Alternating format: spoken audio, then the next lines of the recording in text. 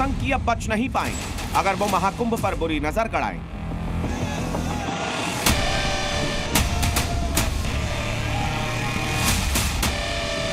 जिहादी भी मारे जाएंगे अगर आतंकी आकाओं के झांसे में आए। और हश्र नक्सलियों का भी बुरा होगा जैसा उन्होंने कभी सोचा न होगा। लेकिन क्यों और कैसे? महाकुंभ की महातैयारियों के बीच आज एक ऐसी खबर पता चली है जिसे सुनकर महाकुंभ के खिलाफ साजिश रचने वालों के सीने पर सांप लौट सकता है, क्योंकि महाकुंभ में मोर्चा संभाल चुकी एनएसजी ने अब अपनी सबसे घातक टीम सुपर 30 को मैदान में उतार दिया। दावा है कि सुपर 30 में एनएसजी के वो कमांडो शामिल हैं जो वैसे तो बेहद साधारण दिखाई देते हैं, मगर इनका साधारण सा दिखने वाला एक एक कमांडो 10-10 आतंकियों पर भारी पड़ सकता है। अब ये कमांडो कैसे महाकुंभ के करोड़ों लोगों को सुरक्षा देने का काम करेंगे ये भी आपको बताएंगे, मगर पहले जरा इनके काम करने का तरीका समझ लीजिए। और तरीका ये है कि ये कमांडो टेंट के पीछे हो सकते हैं, घाट पर हो सकते हैं, महिला के वेश में हो सकते हैं, नागा साधुओं के वेश में हो सकते हैं और ये नाव चलाने वाले नाविक भी हो सकते हैं। सीधी और स्पष्ट भाषा में कहें तो इन्हें पहचान पाना किसी के लिए भी नामुमकिन होता है। ये लोगों के बीच में भी होते हैं, भले ही लोग इन्हें न पहचान पाए।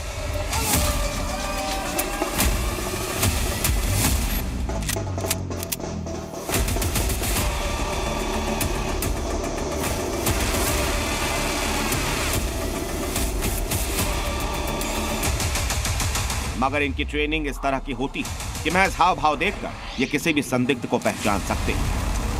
एनएसजी में इन्हें स्पॉटर्स के नाम से जाना जाता है, जिनका मुख्य काम स्नाइपर्स के लिए ऐसा माहौल और जानकारी जुटाना होता है जो कम से कम वक्त में किसी भी आतंकी साजिश को नाकाम कर सकते हैं। बताते हैं कि ये अपना पूरा ऑपरेशन बेहद सीक्रेट तरीके से अंजाम देते हैं।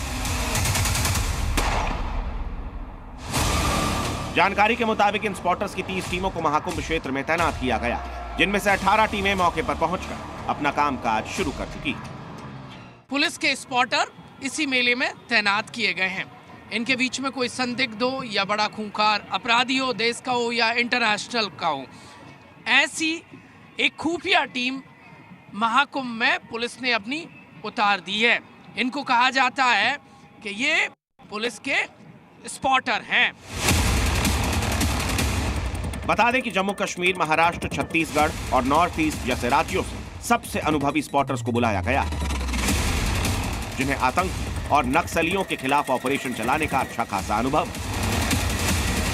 खबर है कि इन सभी स्पॉटर्स की छोटी छोटी टीमें बनाई गई, जिनका एक कमांडर होगा। स्पॉटर्स की पूरी जवाबदेही सिर्फ एक कमांडर को होती।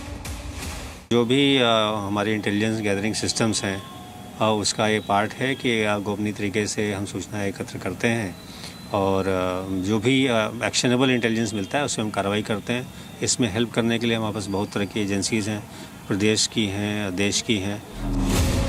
कुल मिलाकर महाकुंभ में बुलाए गए इन स्पॉटर्स पर बड़ी जिम्मेदारी है और जिस तरह की तैयारी, वक्त की बात है कि इस बार भी इनका ट्रैक रिकॉर्ड 100% रहने वाला है और बिना किसी परेशानी के महाकुंभ सफल होने वाला है। प्रमोद शर्मा, जी मीडिया, महाकुंभ क्षेत्र, प्रयागराज।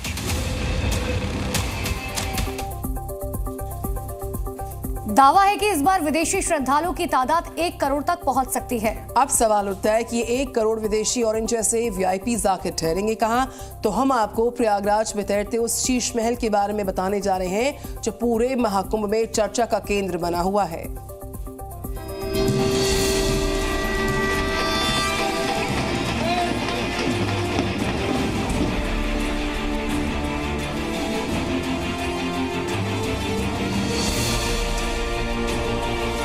अद्भुत, अविस्मरणीय, अकल्पनीय,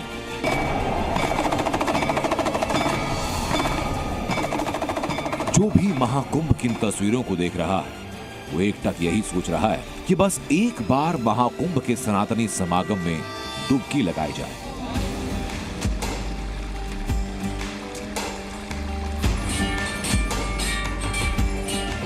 इसी वजह से योगी सरकार ने महाकुंभ में 40 करोड़ से ज्यादा लोगों के लिए इंतजाम किया। आम के लिए आम और खास के लिए खास सुविधाएं, जिसमें सबसे ज्यादा चर्चा है इस तैरते शीश महल की। महाकुंभ में पहली बार हो रहा है जब त्रिवेणी यानी जिस जगह मां गंगा, जमुना और सरस्वती का मिलन होता है, महाकुंभ में श्रद्धालु ठीक उसी जगह जाकर स्नान कर सकेंगे। हालांकि ये मौका करोड़ों की भीड़ में सिर्फ चुनिंदा लोगों को मिल पाएगा। अब सवाल ये कि वो खुशकिस्मत लोग कौन होंगे? इस तैरते शीश महल में आखिर क्या खास है? और सवाल ये भी कि महाकुंभ में इसे क्यों लाया गया?